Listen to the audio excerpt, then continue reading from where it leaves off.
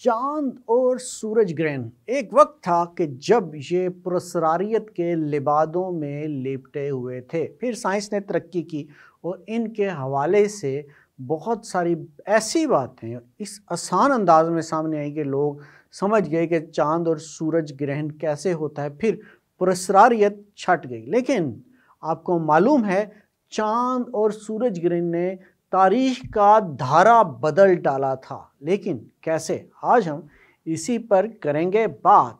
मैं हूं ज़ैड मलिक और आप देख रहे हैं प्रोग्राम सुराग रसां। नाजरीन, पिछले दिनों अमेरिका में चांद ग्रहण हुआ था, जिससे सूरज का सिर्फ एक पतला सा किनारा सामने आया था। ये एक ऐसी बात थी जिसने इस किस्म के ग्रहण को एक नया नाम दिया, जिसे कहा गया रिंग ऑफ फायर। चांद ग्रहण या सूरज ग्रहण ने अक्सर औकात अहम वाक़यात का रुख बदला है। लेकिन क्या ये तब्दीली बेहतर के लिए रही या फिर बदतर के लिए? सन 1899 में वक्त में सफ़र करने के मुतल्लिक शाया होने वाले एक मकबूल नावल में मुसन्निफ मार्क ट्वेन ने एक ऐसे शख्स के बारे में लिखा जिसकी ज़िंदगी ग्रहण की वजह से बच गई थी। मार्क ट्वेन के नावल ए कनेक्टिकट यानकी इन किंग आर्थर्स कोर्ट का मरकजी किरदार हांक मॉर्गन बेहोश हो जाता है और फिर वो 6वीं सदी के इंग्लैंड में होश में आता है। वो जल्द ही अपने आप को मुश्किल में पाता है और उसे लकड़ी पर लटका कर नजर आतिश किए जाने की सज़ा सुनाई देती जाती है। उसकी खुशकिस्मती से उसकी फांसी की सज़ा उस दिन मुकर्रर होती है जिस दिन ग्रहण होने वाला है। उसे ग्रहण के दिन का पता होता है। मॉर्गन वहाँ के बादशाह और अवाम को इसके हवाले से धोखा देता है और उन्हें यह बावर कराता है कि गोया सूरज और चांद पर उसका इख्तियार है। ग्रहण का पेशगी इल्म उसे सजा से निजात दिला देता है। ये एक फर्जी कहानी है, लेकिन यह हकीकी वाक़यात से मुतासिर हो सकती है। अमेरिका की खोज करने वाले मारूफ सयाह क्रिस्टोफर कोलंबस ने एक बार ऐसा ही कुछ किया था और मुमकिना तौर पर उसकी जान बच गई। दर हकीकत इंसानी तारीख में बहुत से सूरज और चांद ग्रहण के तारीखी अहम मकामात पर ये वाक़यात रोनमा और ये लोगों के फ़ैसलों पर असरअंदाज हुए हैं। जंगों के नताइज को तब्दील किया, यहाँ तक कि कायनात की नोयत के बारे में हमारे इल्म में तब्दीली का ये बाइस बने हैं। सूरज या चांद ग्रहण ने इंसानियत को कई तरीक़ों से मुतासिर किया और यह मुतअद्दिद सकाफ़तों, अकायद के निज़ामों और इंसानों में पेवस्ता हैं। सदियों के दौरान लोगों ने ग्रहण के इन कायनाती वाक़यात को देवताओं और मावराई कुव्वतों, भूत प्रीत और जानवरों की हैरतअंगेज़ मजमूए से जोड़ा है। मिसाल के तौर पर मगरबी एशिया में इसे सूरज को खा जाने वाले ड्रैगन कहा जाता था। पेरू में ग्रहण कोई पोमा था। कुछ मकामी अमरीकियों ने इसके मतलब भूखे रीछ की बात की, जबकि वाइकिंग्स इसे आसमानी भेड़ियों के जोड़े के तौर पर देखते थे। बाज़ औक़ात ग्रहण ने दर हकीकत तारीखी वाक़यात का रुख बदल दिया। टोटलिटी एस्केप्लिट्स ऑफ द सन के शरीक मुसन्निफ ऑर्ना किस्वेले में टेनेसी यूनिवर्सिटी के मार्टलेट मैन ने एक जगह कहा था कि 2000 साल पहले एक जंग के बारे में हमारी मालूमात हैं कि जंग के दौरान ग्रहण की वजह से उसका नतीजा बदल गया था। यूनानी मौर्रख हेरोडोटस ने 430 कबले मसीह में लिखा कि जदीद दौर के तुर्की के इलाकों पर मबनी लीडियान और क्रीम ईरानी लोगों के मीडियाज़ के दरमियान एक जंग हुई थी। उनकी लड़ाई 6 सालों से जारी थी। कभी एक की फतह होती तो कभी दूसरे की, और एक किस्म का तातुल बना हुआ था, कभी से दोनों मुखालफिन आमने सामने आ गए। बहरहाल इस बार हेरोडोटस ने लिखा कि दिन अचानक रात में बदल गया। मेडीज़ और लीडिया ने जब इस तब्दीली का मुशाहिदा किया तो लड़ाई बंद कर दी और अमन की शराइत पर इत्तफाक के लिए दोनों यकसा तौर पर बेचैन थे।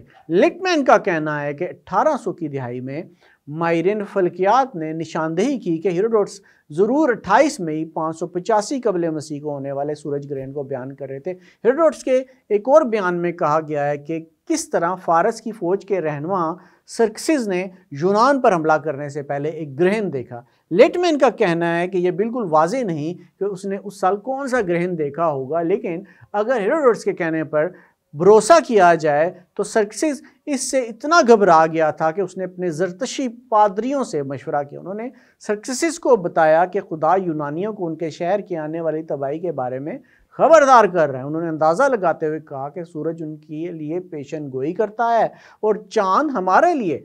हेरोड्स ने लिखा कि इस तरह की बिशारत के बाद सर्कसिस एक किस्म की सरखुशी में आगे बढ़ा, लेकिन यह खौफनाक मशवरा निकला। सर्कसिस ने कामयाबी के साथ एथेंस पर हमला किया, लेकिन उसकी बैरिया के तबाह होने के बाद उसे वापसी पर मजबूर होना पड़ा। वापसी पर उसकी फौजें बुरी तरह पसपा हो गईं। फिर 465 कबले मसीह में उसे कत्ल कर दिया गया। ये आखिरी मौका नहीं जब ग्रहण किसी वाक़े के लिए आम साबित हुआ हो। आप वक्त को तेज़ी से 1000 साल से ज़्यादा आगे बढ़ा दे तो आप देखेंगे कि क्रिस्टोफर कोलंबस अपने आखिरी सफ़र पर है। एक स्वाने निगार के मुताबिक सन 1503 में कोलंबस ने मायूसी के आलम में अपने अमले के साथ जमीका के साहिल पर अपने डूबते हुए बहरी जहाज़ों को किनारे पर लगाया। उसकी जहाज़ के ज़्यादातर लंगर खो गए थे और उसने जहाज़ को कीड़ों ने इस तरह खा लिया था कि वो शायद के छत्तों की तरह सुराखों से भरे हुए थे। भूख और बगावत दोनों के मिले जुले खौफ के मद्देनज़र कोलंबस ने अपने अमले को अपना अड्डा छोड़ने से मना कर दिया और आर्जी तौर पर वहाँ पर आबाद लोगों के साथ खाने और पानी के लिए हिस्पानिया के बने छोटे जेवरात और दीगर जेवरात की तजारत की। उनके लिए ये ख़तरा हमेशा मौजूद रहता था। जमीका के मशरकी इलाकों की छानबीन करते वक्त उनकी स्काउट पार्टी में से एक को मकामी लोगों ने अपने कब्ज़े में ले लिया। मामलात इस वक्त और भी ख़राब हो गए जब जनवरी 1504 में अमले में से कुछ एक ने बगावत कर दी और जजीरे पर भागे। कोलंबस के स्वाने निगार ने लिखा कि उन्होंने जजीरे के रिहायशियों के साथ बदसलूकी की और उनका मजाक उड़ाया, उनके सामान चोरी किए और हर मुमकिन ज़्यादती का इर्तकाब किया। कई हफ्तों तक ऐसा ही चलता रहा। फिर मकामी लोगों का सब्र ख़त्म हो गया। रवादारी ने हकारत और नफ़रत को रास्ता दिया और खाने की तजारत बंद हो गई। कोलंबस और बकिया अमले को अब फाका कशी का सामना था। इस सूरत हाल में उनका अख्ताम करीब ही था कि कोलंबस को याद आया कि फलकाती वाक़या चांद ग्रहण करीब आ रहा है। 1 मार्च को कोलंबस ने मकामी बरादरियों के रहनुमाओं को इकट्ठा किया और उनसे पाबंदी हटाने के लिए कहा और उन्हें खबरदार किया कि मेरी हिफाजत करने वाला खुदा तुम्हें सज़ा देगा। आज की रात चांद अपना रंग बदल देगा और अपनी रोशनी खो देगा और ये इस बात की इलामत होगा कि इस आसमान से तुम पर आफत नाजल होगी। कोलंबस की ये हरकत, ये बात, ये हरबा काम कर गया। खौफजदा मुकामी लोगों ने उसकी मुखालफत बंद कर दी और फिर से उन्हें खाना फराहम करना शुरू कर दिया। कोलंबस ने कहा कि वो एक काम करेंगे जिससे उन सबको माफ़ी मिल जाएगी। आज के नज़रिए से देखें तो ये परेशान कौन कहानी है, क्योंकि मुकामी लोगों को लूट मार करने वाले यूरोपियों को रोकने का पूरा हक था और यह कि उनकी जानिब से साइंसी इल्म और जाली धमकियों को अपना रास्ता हासिल करने के लिए इस्तेमाल करना शायद ही इखलाकन दुरुस्त था। लेकिन इसके बावजूद ये सवाल अपनी जगह पर है कि कोलंबस के साथ क्या होता अगर उस रात चांद ग्रहण ना होता, क्योंकि जून तक इन लोगों तक इमदाद पहुंचने वाली नहीं थी। शायद ये उसकी साख के लिए बेहतर होता अगर वो जमीका पर तबाह या हलाक हो जाता। उसकी बकिया ज़िंदगी किसी सूरत काबिल रश्क नहीं थी। वो ख़राब जिस्मानी और जहनी सेहत में स्पेन वापस आया, सरकारी शनाख्त और पैसे के लिए एहतजाज करता रहा। उसके सरपरस्तों ने उसकी जहनी हालत पर शक किया और उसके मुतालबात को नज़रअंदाज कर दिया। वो 1506 में अपनी मौत तक नाखुश रहा। लिटमैन का कहना है कि दिलचस्प बात यह है कि कोलंबस की तरह चांद ग्रहण सूरज ग्रहण के मुकाबले में आम लम्हात होते हैं। उसकी वजह क्या है? वजह यह है कि उससे ज़्यादा लोग देखते हैं। अगरचे सूरज ग्रहण ज़्यादा होते हैं लेकिन चांद ग्रहण ज़्यादा देर तक रहता है और निफ्स से ज़्यादा ज़मीन पर नज़र आता है, इसलिए उसका तारीख़ को मुतासिर करना आसान है। बहरहाल एक सूरज ग्रहण ने अमरीकी तारीख़ में एक अहम किरदार अदा किया था। सन 1800 में की दिहाई में मुकामी अमरीकी शिवानी रहनुमा और ख़ुद साख्ता पैगम्बर टैक्यूमसा और इसके भाई मिलकर अपने लोगों को मुत्तहिद करने और रवायती तौर तरीक़ों को बरकरार रखने की कोशिश कर रहे थे।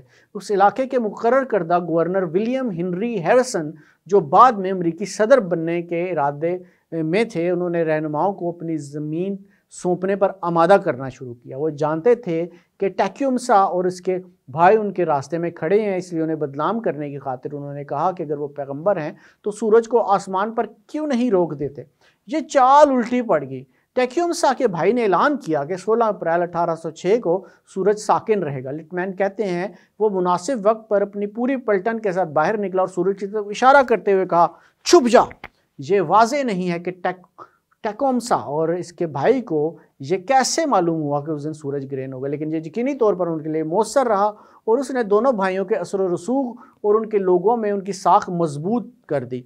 लिटमैन का कहना है कि शेवानियों को इस किस्म के सबूत की ज़रूरत नहीं थी, लेकिन उसने विलियम हेनरी हैरिसन की कोशिशों को फ़ायदा नहीं पहुंचा। अफसोस की बात यह है कि उसके बाद जंग हुई। लिटमैन के मुताबिक सबसे ज़्यादा तारीखी तौर पर नतीजा खेज ग्रहण 20वीं सदी के अवाइल में वकूफ़ पजीर हुआ। सन 1919 में एक ग्रहण हुआ जिसने अल्बर्ट आइंस्टाइन को उसके आम रिलेटिविटी या इजाफियत के असूल के बारे में दुरुस्त साबित किया और उन्हें दुनिया के मशहूर तरीन साइंसदानों में से एक बना दिया।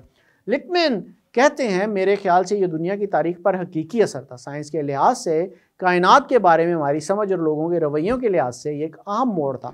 कायनात को समझना ज़्यादा ही मुश्किल है जितना कि हम न्यूटन के फ़िज़िक्स के ज़माने में समझते थे। मुख्तसरन ये कि सन 1919 के सूरज ग्रहण ने साइंसदानों को यह देखने की इजाज़त दी कि सूरज की कशिश शकल सितारे की रोशनी को मोड़ रही है, जो आइंस्टाइन की एक अहम पेशन गोई थी। क्या तारीख को आगे बढ़ाने के लिए आखिरी ग्रहण था? शायद नहीं।